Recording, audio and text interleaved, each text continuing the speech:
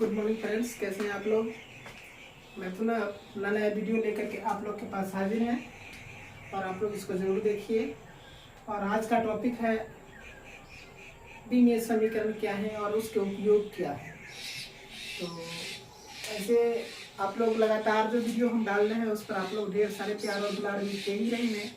लगभग देखने का रेशियो और सब्सक्राइबर का रेशियो मेरे मुताबिक चल रहा है।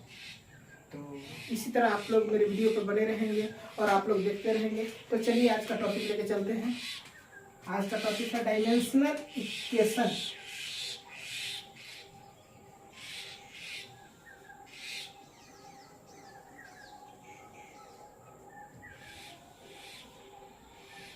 विमीय समीकरण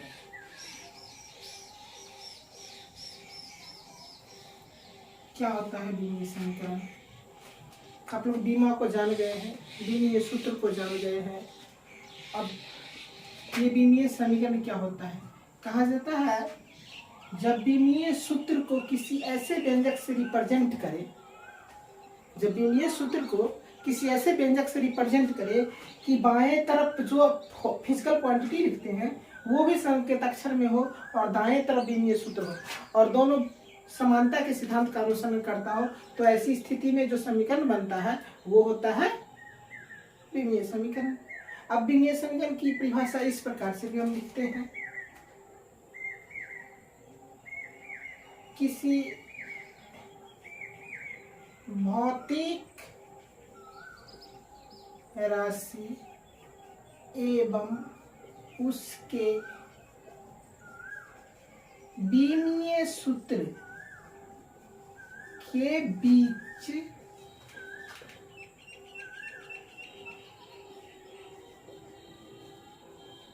संबंध बतलाने वाले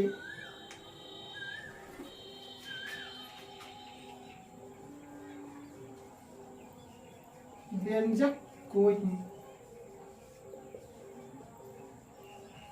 विमीय समीकरण कहते हैं।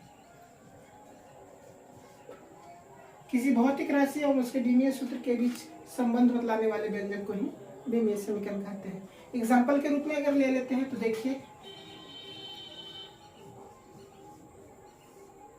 बल का विमीय सूत्र। विमीय सूत्र को हमेशा आप लोग जानते हैं बड़ी कोष्ठ में लिखा जाता है। ये m के पद में, l के पद में, t के पद में ये होता है ml/-2। अब ये बल का विमीय सूत्र हुआ mLT⁻²। ठीक है। अब हम कहते हैं जो बल का संकेताक्षर क्या होता है, F से सूचित करते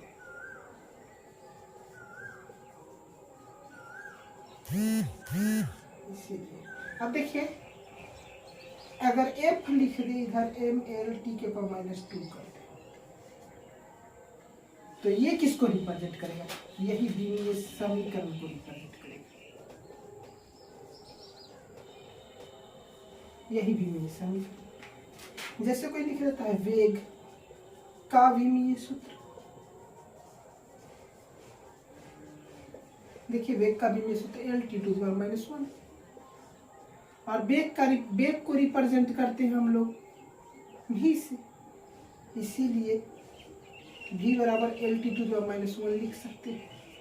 यही हो गया वेग का विमीय समीकरण। यानी कहने का मतलब स्पष्ट यही हो रहा है, क्लियर यही हो रहा है, जो आप भौतिक राशि जो बाएं तरफ लिखते हैं वो, भौतिक राशि जो बाएं तरफ लिखते हैं वो, और उसकी विमीय सूत्र जो दाएं तरफ लिखते हैं वो, तो भौतिक राशि को भी संकेत के रूप में डाल दीजिए और विमीय सूत्र जो कहते हो रख दीजिए, तो आपको जो व्यंजक प्राप्त होगा वही क्या बतलाएगा, आपको विमीय समीकरण बतलाएगा। अब विमीय समीकरण जैसे, अब विमीय समीकरण ढेर सारे लिख सकते हैं। विमीय समीकरण आप A कहते हैं क्षेत्रफल को L², आप A कहते हैं त्वरण को L⁻², E कहते हैं एनर्जी को इसका Ml2 T के पावर -2। आप डेंसिटी को D कहते हैं, घनत्व को, इसका देखते हैं Ml के पावर -3। ये सारे चीज जो रिप्रेजेंट कर रहे हैं ये सब बीमीय समीकरण के एग्जांपल्स हैं। इस प्रकार आप जितने भी भौतिक राशि जानते हैं सभी भौतिक राशि के बीमीय सूत्र को समीकरण के रूप में आप रिप्रेजेंट कर सकते हैं। और आप बीमीय समीकरण का डेफिनेशन भी दे रहे हैं, वो डेफिनेशन भी देख के लिख लीजिएगा, यहाँ पर कोई दिक्कत नहीं होनी चाहिए, हमारा मानना है जो आप सही से समझ ले गए होंगे। ठीक है, तो देखिए आगे।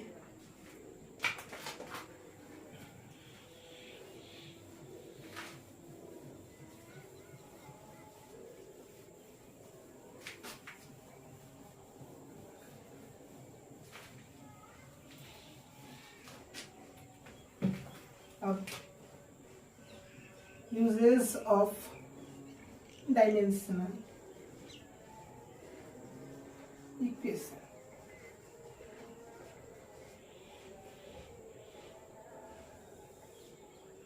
बीमीय समीकरण के उपयोग, बीमीय समीकरण के ऐसे ढेर सारे उपयोग हैं और सभी उपयोग अपने आप में महत्वपूर्ण है। इन्हीं उपयोग की चर्चा अभी हम करके बताएंगे और इसका डिटेल्स नेक्स्ट वीडियो में मिलेगा, लेकिन आप ब्रीफ में भी जान लेंगे बीमीय समीकरण का उपयोग। नंबर 1, मात्रकों की एक पद्धति को दूसरे पद्धति में बदलना।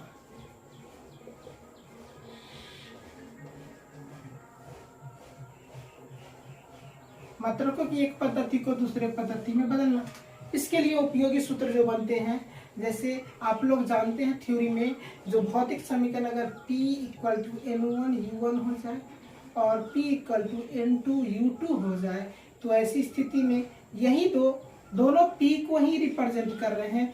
दैट मीन्स N1U1 = N2U2 होगा। ये फार्मूला बनता है जहां N1 और N2 न्यूमेरिक वैल्यू को और U1 एवं U2 दोनों पद्धति के अलग अलग डिफरेंट यूनिट्स को बताते हैं।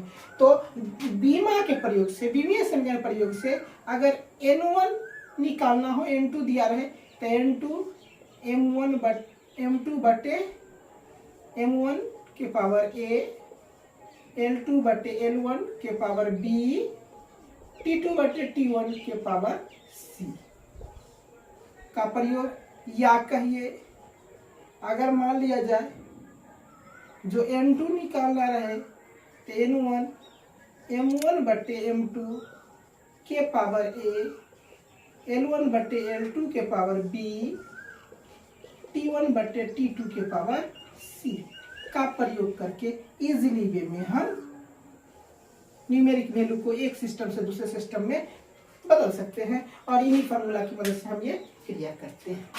दूसरा यूज, विभिन्न भौतिक राशि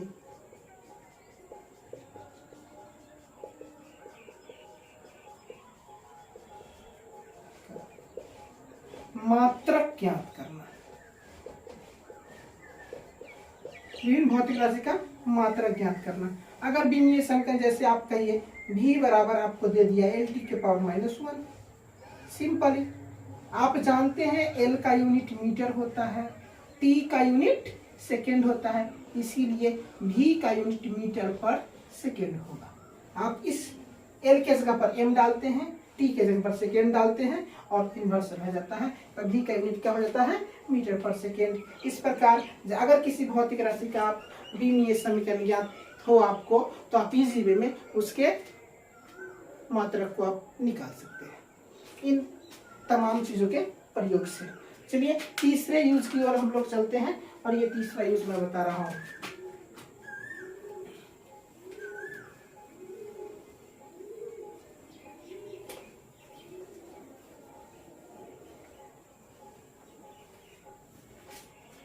तीसरा यूज देख लीजिए, ये है विभिन्न भौतिक समीकरण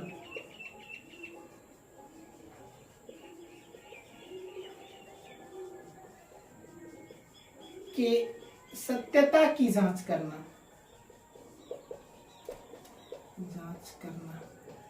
अब भौतिक समीकरण किसको कहते हैं?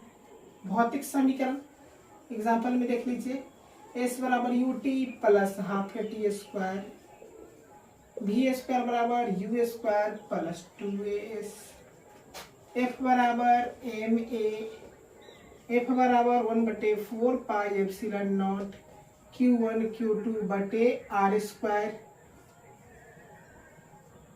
ये सब जो देख रहे हैं सारे के सारे समीकरण हैं, फिजिकल इक्वेशंस हैं।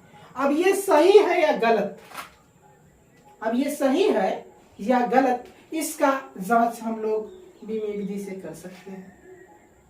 जैसे एक छोटा सा एग्जांपल यही ले रहे हैं, एफ बराबर एम ए की चर्चा। तो अगर हम एफ बराबर जानते हैं, वी नो दैट कहते हैं, यहाँ पर सारी चर्चा आगे होगी, लेकिन ब्रीफ में अभी एफ बराबर आप लोग जानते हैं एम के पावर -2। ये एलएचएस को रिप्रेजेंट कर दिया। अगेन चलते हैं, आप एम का डायमेंशन जानते हैं, मास को बता रहा है, और ए के आप जानते हैं LT⁻²। But right hand side में बोथ दोनों है एम ए, तो एम ए कर लेंगे तो MLT⁻² हो जाएगा। दोनों को मल्टीप्लाई करते हैं, इसको और इसको मल्टीप्लाई किए MLT⁻², ये हो गया। RHS को रिप्रेजेंट किया। अगर इसको इक्वेशन फर्स्ट मानते हो, इसको इक्वेशन सेकंड मानते हो, देख लो आप, जो DF of LHS equal to DF of RHS, hence we can say that this equation is dimensionally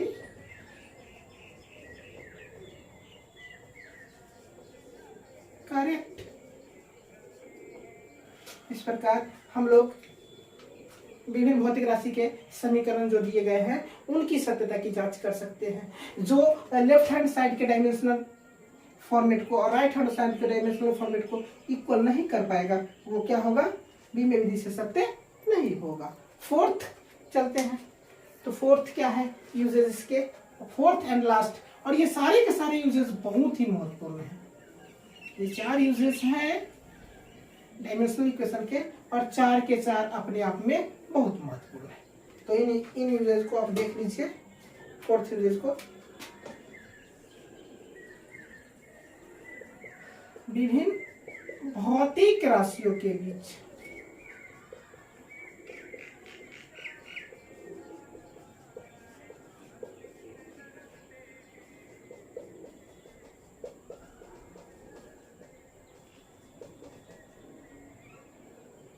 संभावित संबंध स्थापित करना।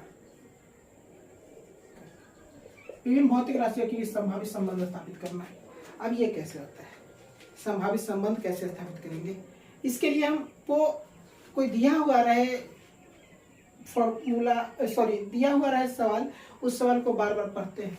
उसमें बता दिया जाता है जो कोई दी गई भौतिक राशि किन किन अलग अलग राशियों पर निर्भर करता है। जिन राशियों पर निर्भर करता है उसके विमीय समीकरण को, और जो राशि रिप्रेजेंटेटिव के रूप में होता है उनके विमीय समीकरण को लिखते हैं, और राइट साइड के डायमेंशन को लेफ्ट साइड के डायमेंशन से इक्वल करते हैं। ऐसी स्थिति में कुछ अज्ञात राशियां होती हैं, वो अज्ञात राशियां ज्ञात हो जाती है, और तब हम उसका मान डाल के इजीली वे में हम कहते हैं जिसको विमीय विधि से व्यक्त किए हैं। जैसे अगर हम कहते हैं जो कोई फिजिकल क्वांटिटी है, सरल लोलक की लंबाई, ये डिपेंड करता है द्रव्यमान पर, गोलक के द्रव्यमान डिपेंड करता है लोलक,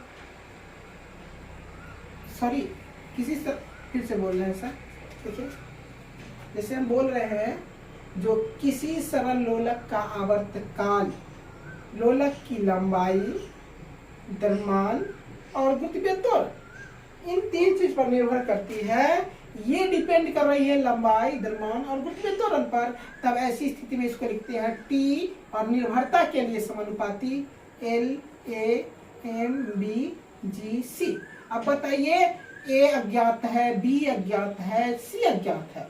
इसी T को रिलेट करते हुए, T के डायमेंशनल इक्वेशन को लिखते हुए, L को, M को, G को, सबके डायमेंशनल इक्वेशन को लिखते हुए हम लोग A का मान, B का मान और सी का मान पता कर लेते हैं। जो ए बी सी का मान आता है वही मान इसमें डालने के बाद टी समानुपाती हमको ध्यान में है, जो ये आता है LYG आता है, ये प्राप्त कर लेते हैं। तो इस प्रकार अगर हम कहते हैं जो भौतिक राशि किन किन चीज़ों पर निर्भर करती है, कोई दी गई भौतिक राशि किन किन चीज़ों पर निर्भर करती है वो ज्ञात हो जाए, तो इस चौथे यूज से हम उसके समीकरण को प्राप्त कर लेते हैं, व्यंजक को प्राप्त कर लेते हैं। तो मेरा मानना है जो आपको डायमेंशन इक्वेशन के ये 4 यूजेज जो बताए गए वो आप अच्छी तरह समझ भी गए होंगे, लेकिन ये ब्रीफ में बताया गया है, न तो ईच ये 4 जो यूजेज हैं 4 के 4 यूजेज के लिए आपको आगे के नेक्स्ट वीडियो में देखिएगा, उस पर ढेर सारे न्यूमेरिकल्स मिलेंगे और आप उसको इजीली वे में सॉल्व करेंगे। तो तब तक के लिए हम कहेंगे धन्यवाद। जो हमारे इस वीडियो पर नए होंगे जरूर मेरे वीडियो को देखने के बाद मेरे चैनल को सब्सक्राइब करेंगे। Thank you very much.